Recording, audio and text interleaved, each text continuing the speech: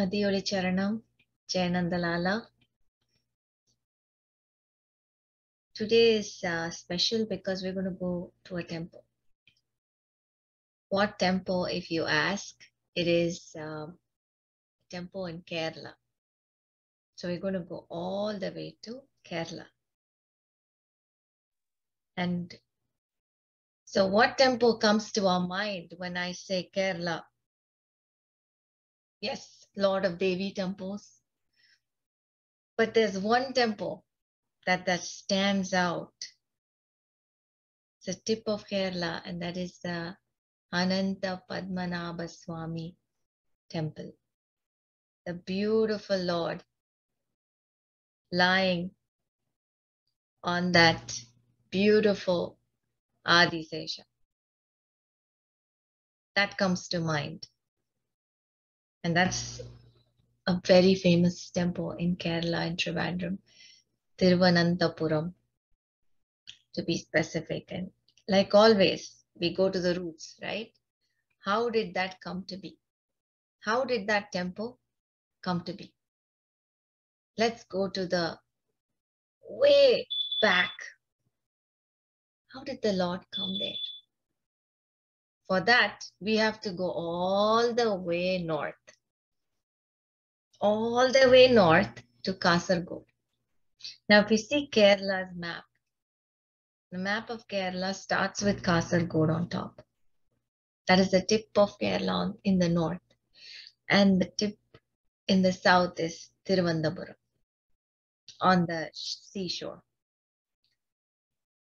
Now we go to Kasaragod. That's where the route takes us. So when I say Kasaragod, it's the Mangalore is in the north of Kasaragod, and the Arabian Sea is in the east of this place. And now there, the Malayalam has an influence of Tulu, Kannada, Urdu, and Konkani. So their Malayalam is very different. It's very unique. Now here there's a beautiful temple, and it's called the Anantapura Lake Temple. It's a very unique, beautiful temple. It's built in the middle of a lake and in the village of Anantapura. Excuse me. Now, this is called as the moolasthanam of Ananta Padmanabhaswamy temple. Now, when you say moolasthanam, it's the first, right? It's the first place, the actual place. Now, how did this become the original place of Padmanabhaswamy? Let's see. Now here there was a Vilvamangalatha Swami who used to do a lot of puja to Lord Narayana. He was a big bhakta of Lord Narayana, and he wanted to see Lord Narayana. So all his penance was to see that Lord, was to actually view that beautiful, that beauty, that Narayana lying on that beautiful Adisesha, on Ksheerasagara. That was what he wanted to see. So he did his penance here in this place, Kasaragod, and he would do a lot of puja, offering, and he had this beautiful Krishna idol that he prayed to. Now, what was his prayers? He wanted to see Lord Narayana. So one fine day when he was doing his prayers, this cute little boy entered the Gurukulam. He was so beautiful. It's like a glowing sun. He had anklets, chin, chin, chin, chin, that cute legs. And he had a waist chain, Uddiyanam. I was like as if Krishna himself walked inside and came. Yes, it was Krishna himself. But Vilma Mangala, the Swami, had no clue that that was the Lord himself. That's the greatness of the Lord, right? When you pray, I want to see you. When you think, Swami, I want to see you, he's there.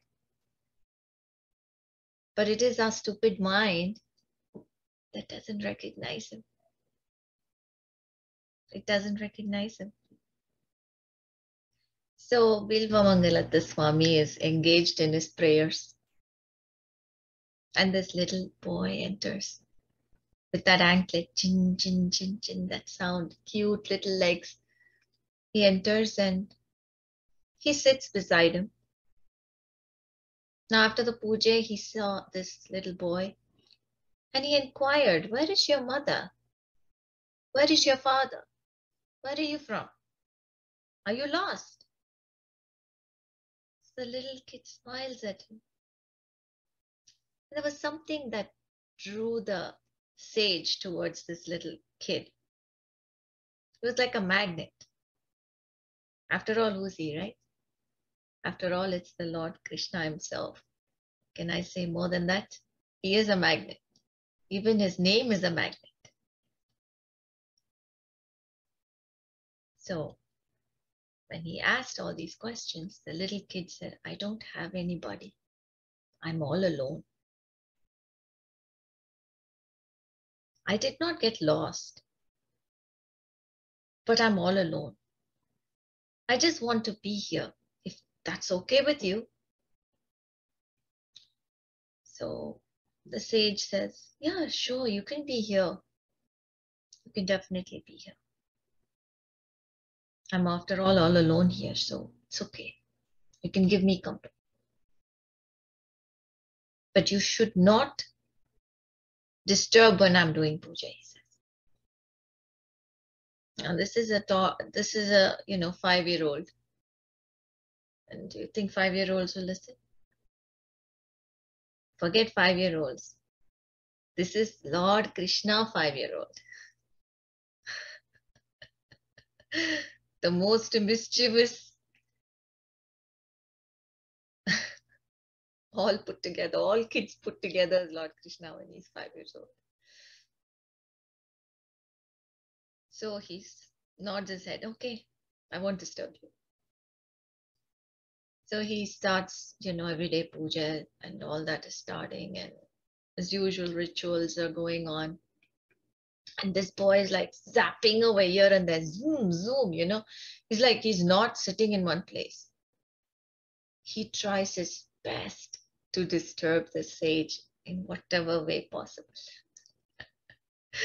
The Lord himself, right? His Leelas, his beautiful, beautiful mischief self. And poor Bilva Mangalatha Swami has no idea who this is. He wanted to see the Lord is here. But you have to have that mind to understand that's the Lord, right? Which the Lord only has to give. Obviously, he didn't. So the sage had no clue who he was. He just thought this was a big headache. This is one big headache which came into my Gurukulam, and now I'm no peace. So that goes on. And one fine day, what does this little kid do? He's bound on irritating the sage. But then he had a condition for the sage. He said, "If by any chance you humiliate me or get angry with me or you're rude to me, I will leave this place," is what the kid told him. So Bilva Mangalam said, "Okay, I won't be rude to you." So he's so patient. Every time he wants to scream at the kid, he's like, remembers the kid's words. Okay, this kid said he'll run away, he'll go away. So I'm going to be patient with him. I won't scream at him. One day, that was like the tip of the iceberg. what did he do? While the sage was doing his puja, he took the saligramam that was there and he put it in his mouth. He had to do something that will get the Vilva Mangalam should really scream at him, right? That is what he wanted. And he achieved it. He couldn't take it. Vilva Mangala, the Swami, lost his temper. And he just pushed him. He had his hand like this and he pushed the kid away. And the kid went and fell. Now, that's it. Condition is broken. So the kid gets up and he's like angry and he says, now I'm leaving. I'm going to leave now. And he's so angry, he ran into a cave next. There's a cave nearby. In the same place, there's a cave. He ran into the cave. And that anklet, you know, chin, chin, chin, chin, chin, chin, chin, you can hear it. He's running. And then he's running and he's screaming, saying, if you ever want to see me again, you have to come to Ananta garden. And he runs, saying that, screaming that out. He says, if ever you want to see me again, you come to Ananta garden. And he runs. Now it sage, this Vilva Mangala Swami is like, Ananta garden. That's when it strikes, you know, it's like, oh my God, that is the Lord himself. What did I do? And he runs, my child, wait for me, wait. But then, you know, the anklet, he can hear the sound. It's like going away. He runs behind the cave, into the cave. So he also follows the kid into the cave. But kid is not visible. He could just hear the anklets. It's like the anklet sound of the anklets is slowly fading away. You know how it is in the cave, right? It's clear and then slowly the sound of the anklets is fading away. And it goes very deeper into the cave and then it vanishes. No sound now. Vilva Mangalam is so anxious. He's running and running and running. He doesn't want to let go of the kid now. He knows that's the Lord himself. And what a blunder did he do? He realized it. He realized he didn't even recognize the Lord. He had come in the most beautiful, innocent form. He should have realized when he saw the glow in that face. He should have realized when he said, I don't have anybody. But he was so much into his penance and puja that he didn't. Now he was thinking of all this while he was running into the cave and he just kept running. And then the cave came to an end, the opening, the other side of the cave. And he got out and there was this ocean, huge, vast ocean in front of him. So he walks beside the seashore and he keeps walking. Now understand that where is Kasaragod? It's way up in the north. And where is Ananda Padmanabhaswamytemple? Way down in the south. So he has to go all the way south.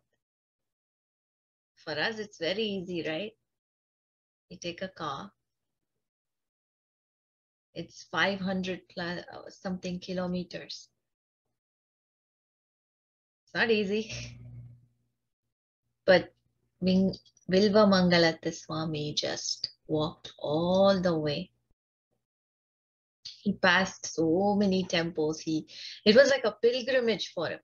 It was like the Lord is taking him through all these temples as he went towards Ananta garden.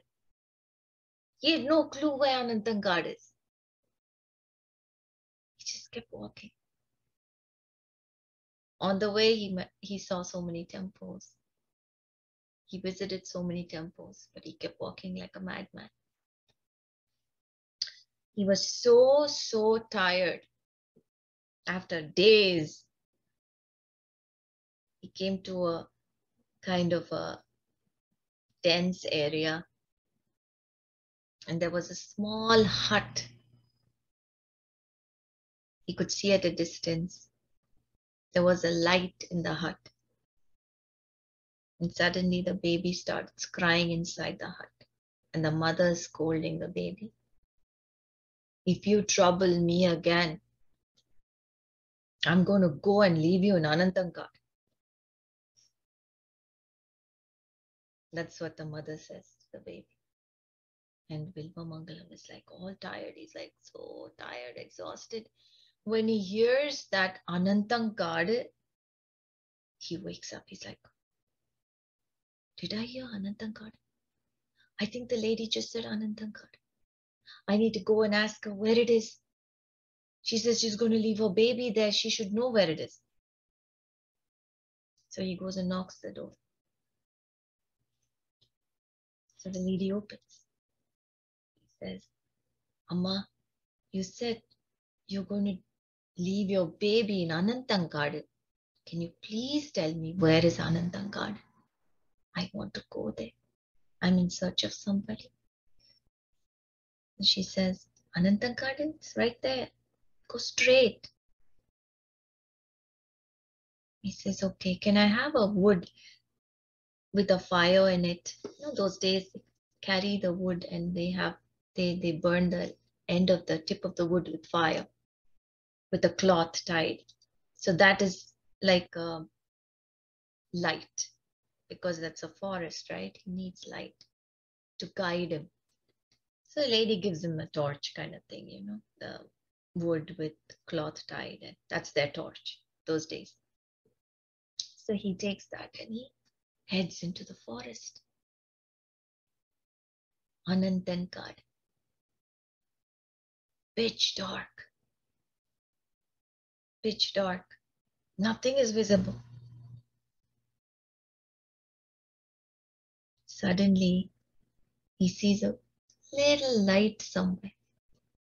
And then he hears the anklets. Chin, chin, chin. The same anklets. The little boy. It's like mischievously, he's looking at him like that. And hiding himself behind a tree. Bilvamangalam Swami is running. My child, I'm here. My Lord, I'm here, he says. And suddenly this child enters a tree, Iluppa tree. He just entered that. And suddenly this tree grew so big and shattered. And from that emerged this beautiful vision for him, the Lord Narayana, lying on the snake bed, Adisesha. Huge vision that I cannot even explain it, stretched miles and miles away. The head is somewhere and the leg is somewhere. You can imagine. He couldn't see the whole thing in one go. What he wanted was right in front of him.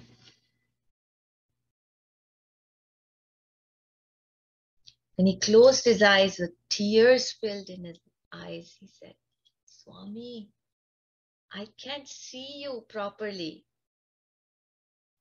I request you to please come to a size where I can see you properly, he says.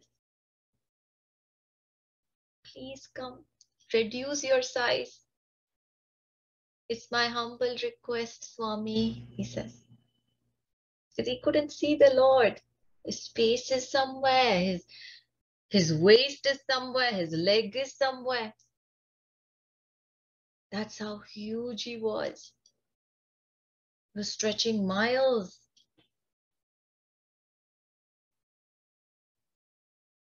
This was around 3:30.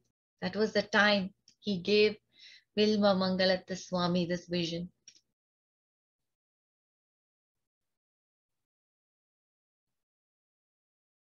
And the Lord listened to him and came down, reduced his size to a size where he could see him properly. And he couldn't stop those tears flowing down his eyes.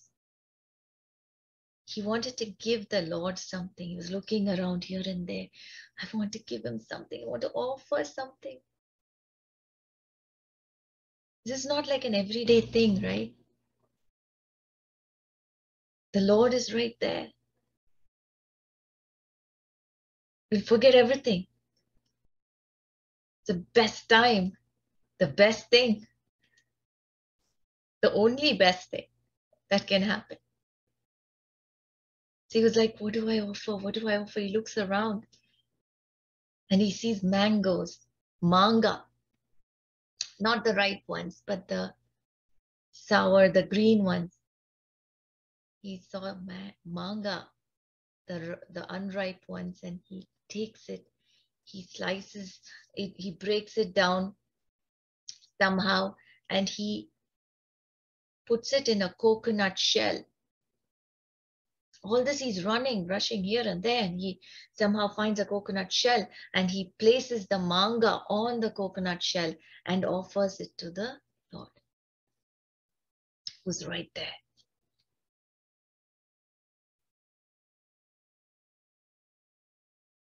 That is exactly what they offer the Lord in that temple even today. The mango is salted and on a coconut shell. Of course, the coconut shell now is gold plated and it's studded, embedded with all these rich gems and stones all over the shell. Lord is,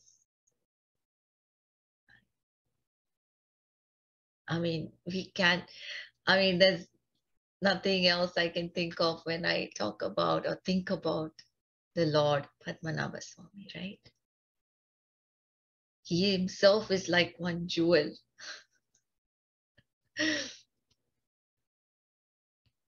So yeah, that's what they give him even today. That is the Naivedyam they offer him even today. The wood of the Padmanabhaswamy is believed to be of the same Ilupatri wood that he emerged in. Remember the Ilupatri, the little boy went into an Ilupatri? That is the same wood that he is made of until the time of Martandavarma the Great. Now, coming back to the Kasaragod place, the first moolasthanam, right, of the Lord, there is a Shri Krishna temple. That is where the Swami initially did his puja, everything.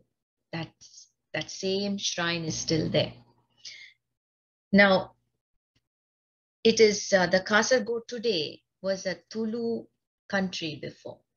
That is now, of course, it became a part of Kerala, but before it was a Tulu country. So when we read about the Sthala Puranam, this place is mentioned in Bhagavatam and Brahma Puranam and everything. So, and Ananta Padmanabhaswamy is also mentioned. It's timeless.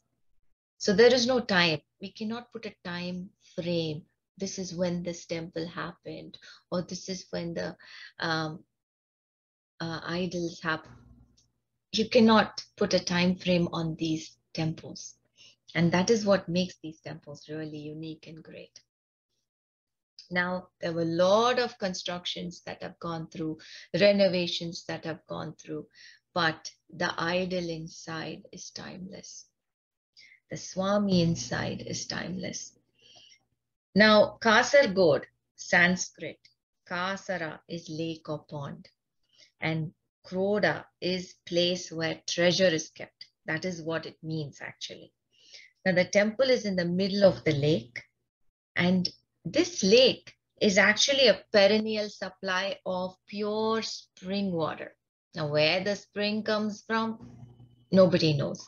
It's just continuous. Even if the place is going through drought, here the water is still there. So that is how beautiful the spring, natural spring is. Now the sanctum is in the middle of the lake. There is a bridge that connects from outside inside the lake, where the temple is in the middle of the lake. So there's a bridge that connects. And that is where Lord Vishnu, the main deity is Lord Vishnu. Now the original idol were not of metal or stone.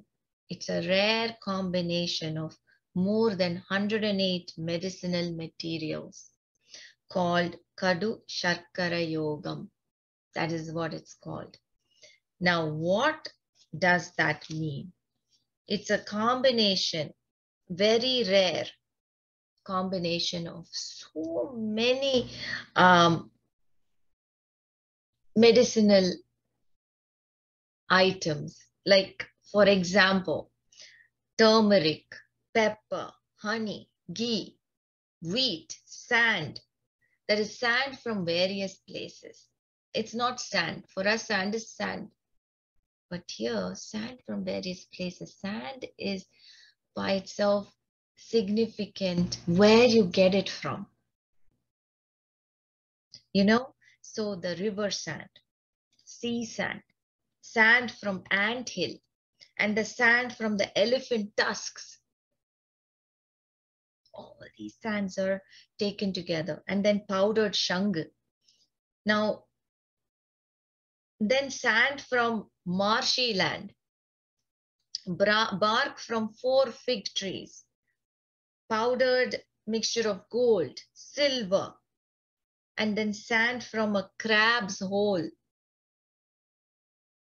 You must be thinking sand is sand, after all.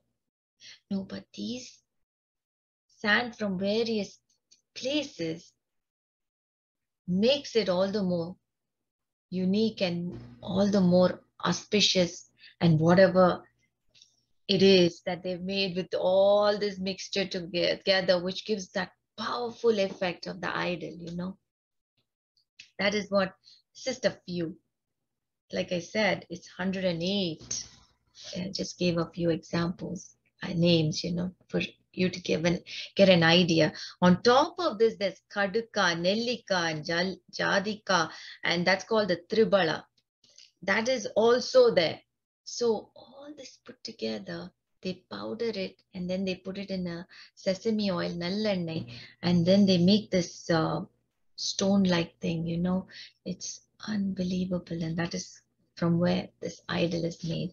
They pour it, it's like a, some mixtures are smeared into the idol, and it's a beautiful process, and it's a strenuous process. It's not easy. It takes a very long time, and it's very admirable. It is amazing, incredible. Now the Lord is seated over a 5-hooded serpent king. Now here, that is in the lake temple, Anantapura lake temple in Kasaragod. The Lord is seated, unlike the Padmanabhaswamy temple where he's lying down. Here he's seated on the 5-hooded snake. Now it has wood carvings on the ceilings of the mandapa, and the wood carvings are of the Dasavataram. And the Navagrahas are also present here. On either side of the Shri Kovil are the Dwarapalakas, Jaya and Vijaya, beautifully carved out of wood. The interesting fact in this temple is there is crocodile. This crocodile is unbelievable. Now its name is Babia. This crocodile lives in this lake, and we don't know where it came from because there is no river or any backwaters here in this area. It's a lake, you know. So there's no passageway through which this crocodile could have come in. So that's a mystery that nobody is able to solve. And this crocodile's been here for 70 plus years. It's a very long time. And it's like it's been here forever. And it's like a guardian for this temple. And the cave, you remember this little boy running into the cave? That cave is still there. The crocodile lives inside that cave. So nobody can enter that cave now. The only people who entered that cave was the Lord and Swami. After that, no one entered it. So this crocodile has been guarding the cave ever since. So people take a bath and dip in the lake before they go to the Lord, to see the Lord, and the crocodile does not harm anybody. Another interesting fact is this crocodile is a vegetarian. Yeah, vegetarian. Crocodile is a vegetarian. I find it so amusing to say that. Now, it doesn't harm anybody who takes a dip in the water. And there are so many fishes in the water. It doesn't even eat any of those fishes. It doesn't munch as a snack. It does not attack any of the fishes in the lake. Okay, so you might be thinking, what does he eat? What does the crocodile eat? The crocodile eats the naivedyam offered to him. That is, the naivedyam that is offered to the Lord is then offered to the crocodile. And what is the naivedyam? It's rice and jaggery. Boiled rice and jaggery. That is what is offered to the Lord in the temple, to the main deity. And that is offered to the crocodile in the afternoon. And a lot of people, it's an interesting thing because a lot of people go there to watch this sight. The priest will, Nambudiri will come out and he will feed the crocodile the rice and jaggery, and everybody will be watching. And there are people who actually pay a few, some minimal cost and to feed the crocodile, and they feed. So the crocodile doesn't harm anyone. They treat him as the guardian of the temple. He's as good as the Lord himself. So they don't trouble, nobody troubles the crocodile. They leave the crocodile alone. And sometimes he's inside the temple. Sometimes he, crocodile can come on land too. So you find him inside the temple sometimes. It's pretty fascinating. Now, during the British rule, that's an interesting story.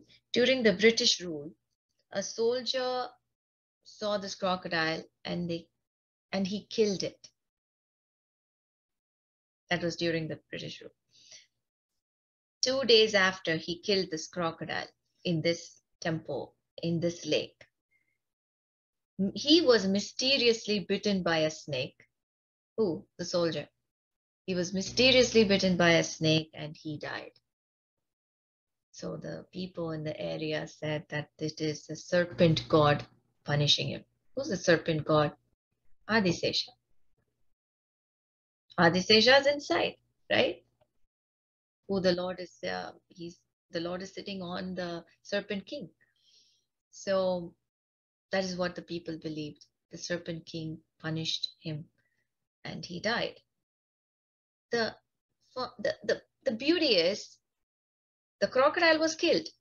The very next day, mysteriously another crocodile appeared in the river, in the lake. And that is the beauty. It's the same crocodile that is existing even today. So he was shot only once, and then mysteriously another one appeared. So yeah, he's pretty old, and he's still doing very well. So that's another mystery, right? Which is incredible. Now, after this incident, the Britishers were so afraid, they never approached the lake, and they never approached the temple. They never approached the crocodile. Well, the Lord, if he wants to give a message, he gives a very strong message, doesn't he? Now we have understood the moolasthanam. This is the moolasthanam, the Anantapura Lake Temple. That is at Kasaragod. Now let's go down to our Padmanabhaswamy temple, Thiruvanandapuram. Now Thiruvanandapuram means city of Lord Ananta. Now the temple has a deep connection to the city, obviously.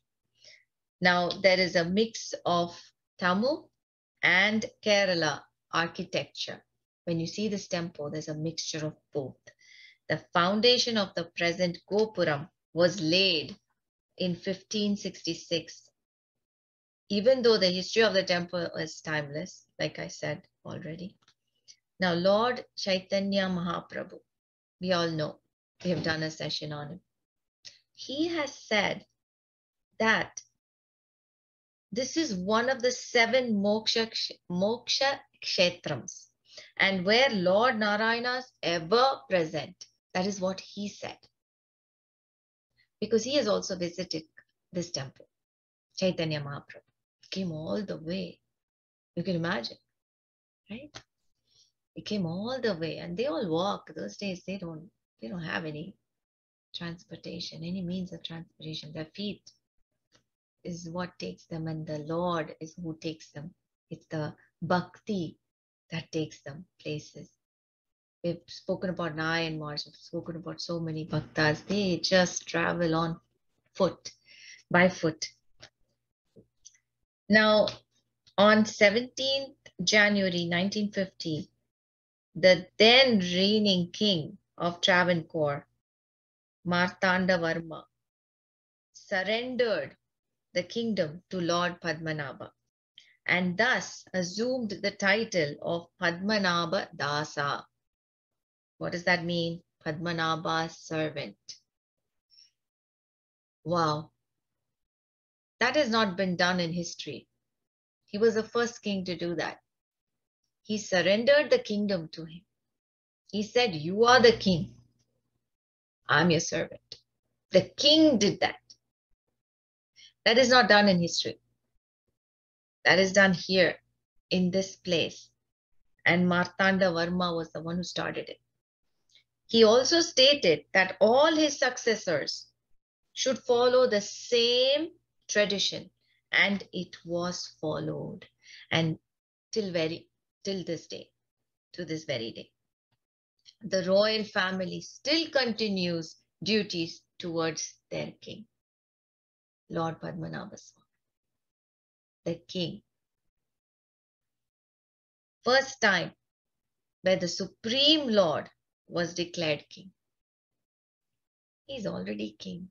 He doesn't have to be declared. But we have to give it to this man. Always a king has the ego, right? My kingdom. I'm the king. But he just went and gave his crown to the Lord. It shows the the height of surrender. King coming down. Yes, he definitely deserves to be mentioned. Correct? And seeing him, everybody followed, right? That is a beautiful example. Now, even it was recognized even during the British rule. So the British rulers also understood who's the king. So when they approached the Thiruvanandapuram, the Travancore kings, the king would say, well, we have to go to the Swami and ask. We'll have to see if he gives consent. So they understand, okay, so we have to go to the temple. So they know who the real king is. So everything had to be decided by the Lord. Now, Thiruvananthapuram, as it is a land rich in waters, resources, fertile soil, spices, minerals, forest, wealth, etc. And there was no harsh weather in that place, no extreme weathers, but sufficient rainfalls. So the correct amount, everything was perfect for him to reside there. Think about it, right? Perfect place he chose to reside. Now, this is mentioned in the Varaha Puranam, where he says it has said that he resides in Syanandura. Syanandura is another name of this place. City of Mahavishnu has been quoted in the Puranas and many literatures. And it has also taken another name of Anandapuram, meaning place where Ananda or bliss is found. Now that slowly became Anantapuram. Later on, Thiru got added to it. So Thiruvananthapuram is what it became later. Now, Thiru is that thing we attach to give that name, that respect, So that is why Thiruvananthapuram. Now, Lord Padmanabhaswamy was carved from Ilupatri, which I mentioned, till the time of King Martandavarma. A new deity was there after that. Martandavarma, what did he do? He carved a new deity with 12,008 Shaligramam, Shilas, brought from the Gandaki river in Nepal on the back of elephants. Wow, just imagine that. Just imagine that. The new deity was molded by skilled and authorized craftsmen using combination of 12,008 Shaligrama Shilas, various herbs, natural elements like earth, etc. And that is the Kadu Sarkara Yogam, which I mentioned earlier, along with Shaligrama Shilas. Now it began in the year 1733 under the rule of Balaranya Konideva. That is when it began. Now Lord Padmanabhaswamy reclines flat on the back of the five-hooded Ananta Deva. When I say it, I like to close my eyes and imagine that beautiful sight. And I give you that time to imagine it too. That beauty. We have to take that time. He is the most mesmerizing, fascinating, enthralling, hypnotizing, captivating, magnet, charming, alluring, engrossing. He captures us like that. Enchanting, spellbound. Adjectives are not enough. Just like when I was talking about Akhilandeshwari, adjectives were not enough. The beauty behind me. Same. Her brother is also the same. Lord Vishnu. They both are. They take that pedestal where I run out of adjectives. So his eyes are partially closed. That's called the Yoga Nidra. That beautiful partially closed eyes. though he knows everything that's going on. He's got two arms with the right hand on Lord Shiva, the lingam. It's like he's offering his prayers to him. He's offering his respect to him, his love. I need you by my side. So much of respect, love, and devotion for Lord Shiva. You have to see it from Vishnu. And so much of bhakti and devotion of Lord Vishnu, you have to see it from Lord Shiva. Devotion was taught to us by these two great deities. These two can never be devotees like them. Now the left hand holds a lotus flower, lotus bud to be specific. And from his navel arises a fully bloomed lotus on which Lord Brahma is seated. Just picture that. The Lord is lying down with his right on the lingam, the left hand with the lotus bud. And from the navel, Lord, the fully bloomed lotus on which Brahma is seated. The darshan of Lord Padmanabhaswamy is seen through 3 doors because you cannot see him in one door. He's too long. He's 18 feet long. Can you even picture that? 18 feet long. So you have to see him in 3 doors. The first door, you see the face and hands. The first door, you see the face and you see the hands. Picture it. Through the second door, Lord's middle body, the mid portion, with the lotus flower from sprouting from the navel, Brahma seated on it.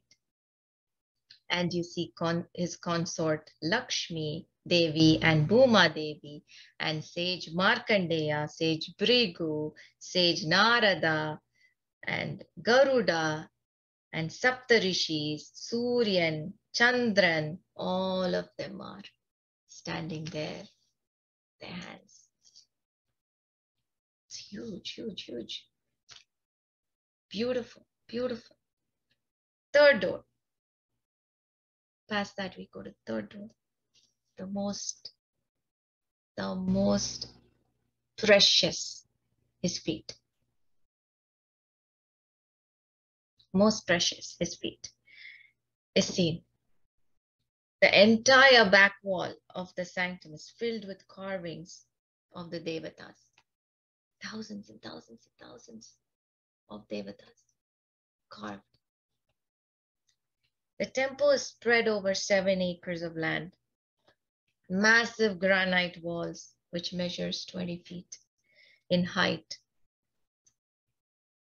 On the east and 15 feet high on the other side.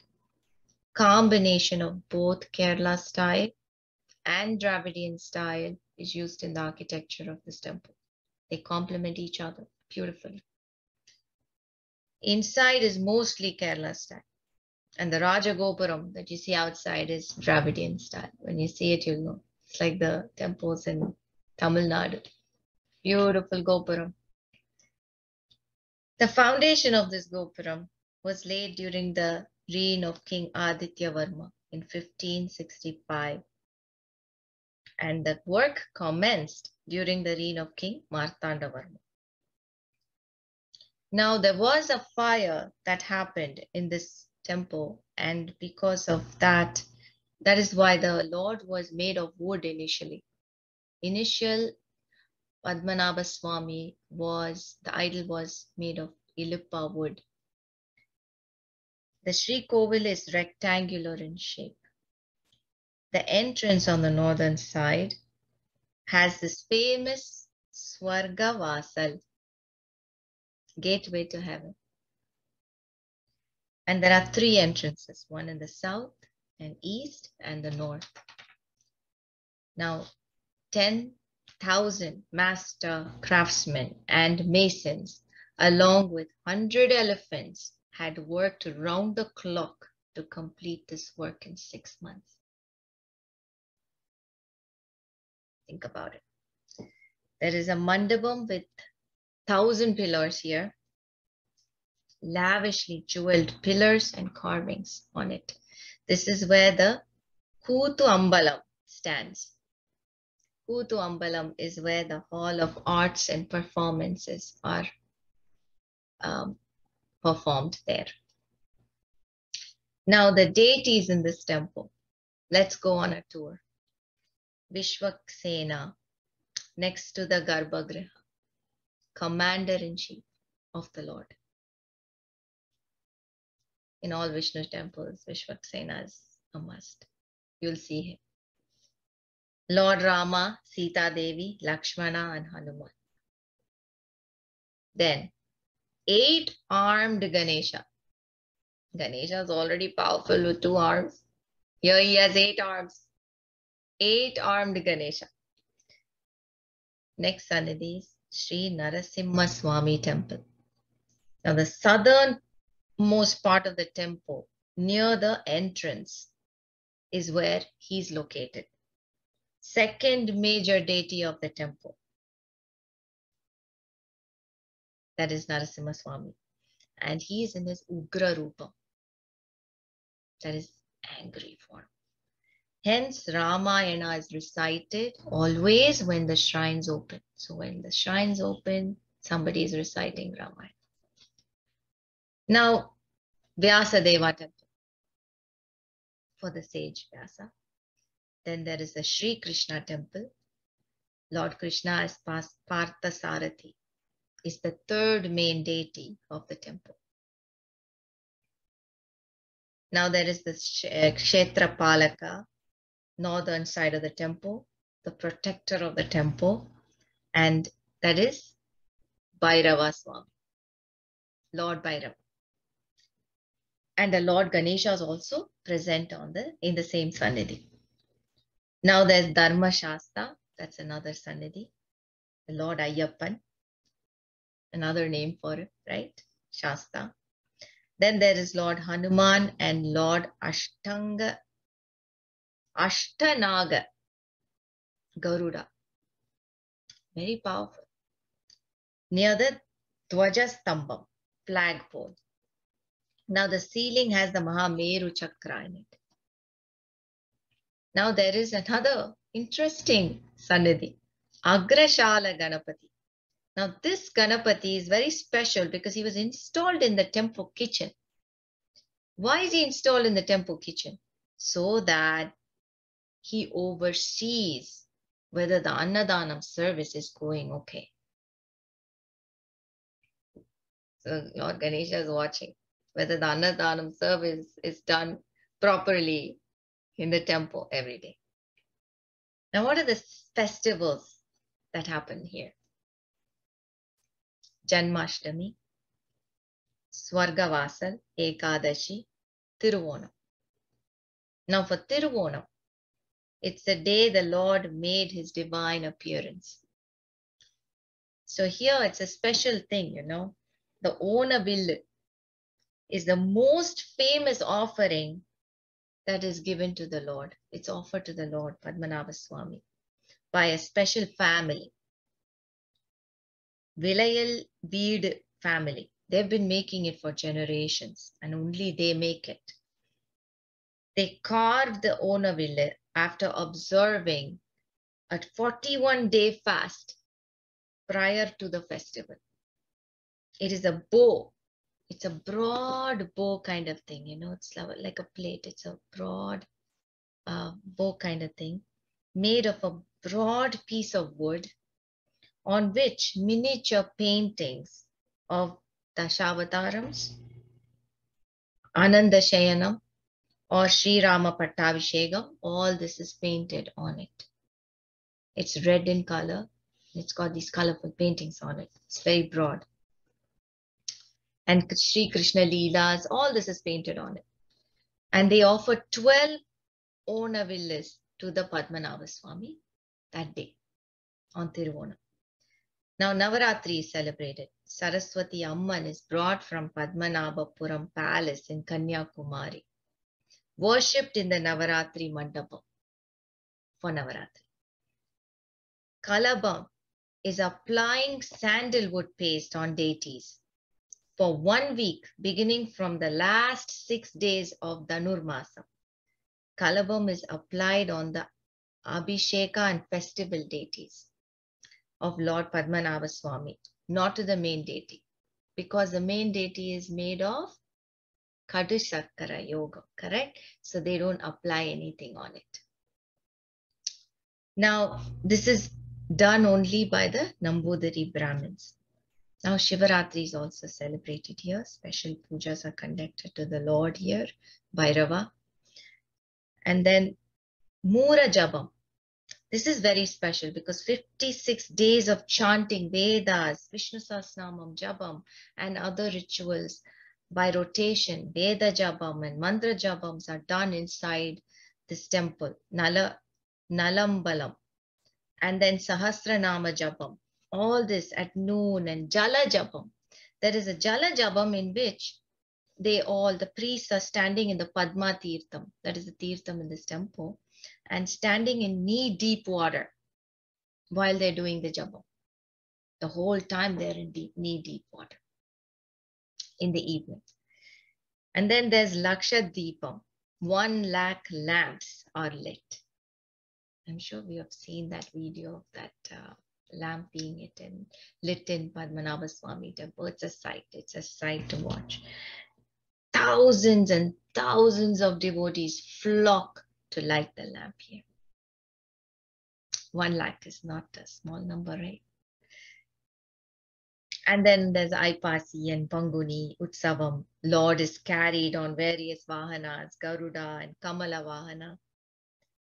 Beautiful. The procession is going along the beach.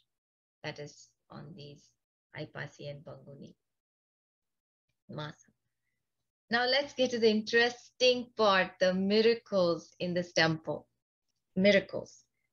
The milk was flowing from the Mandapam on the 10th June 1563 during the reign of King Aditya Varma.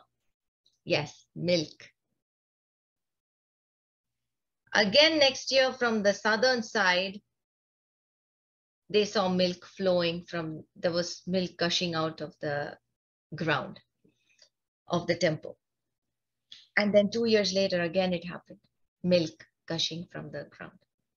Later in 1603, during the reign of King Veera Ravi Varma, the maids were sweeping near the northern entrance and they started hearing the sound of bells ringing, tinkling anklets and pattering of feet.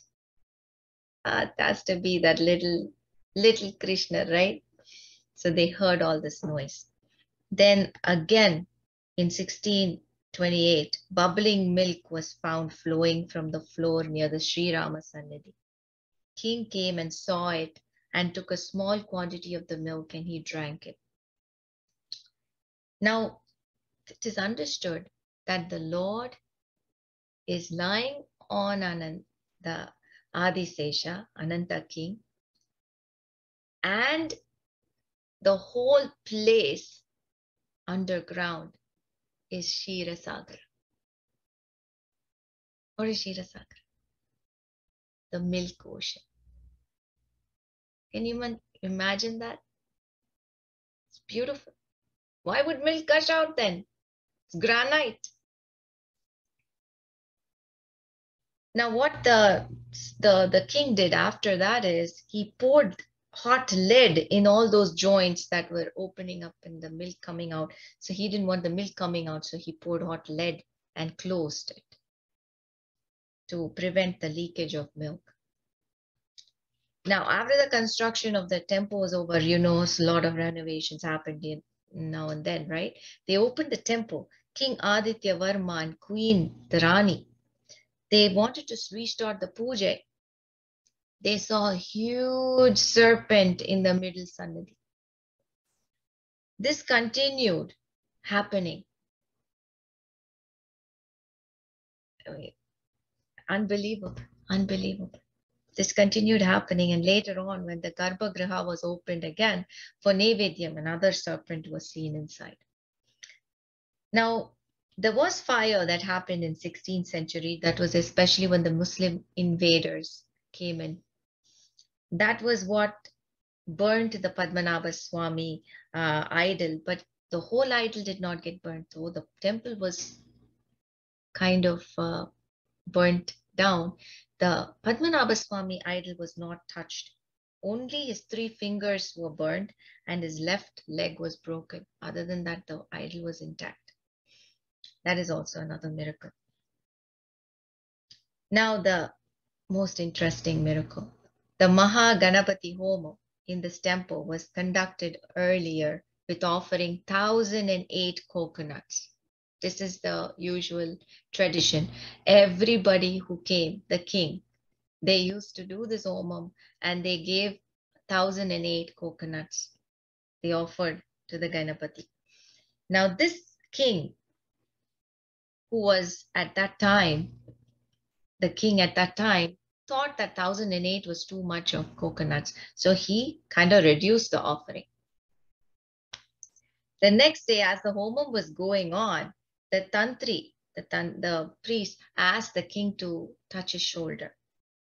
When the king touched the tantri's shoulder, he was astonished to see Ganapati sitting inside the homam and gobbling up all the coconuts that were offered to him. He could see it.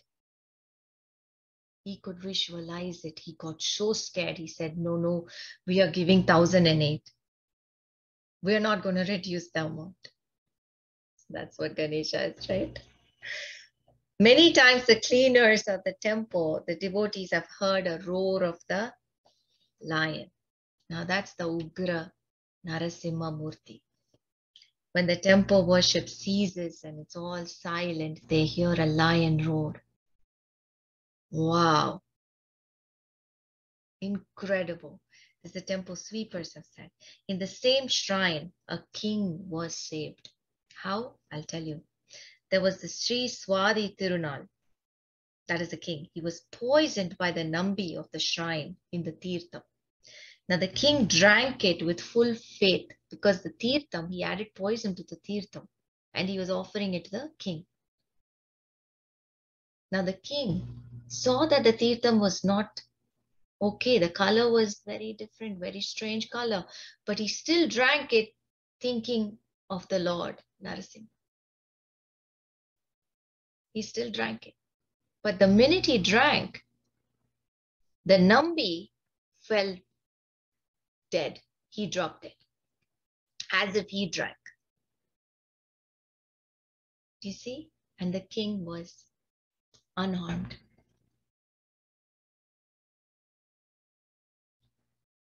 Madhyoli Charanam Jai Nandalal.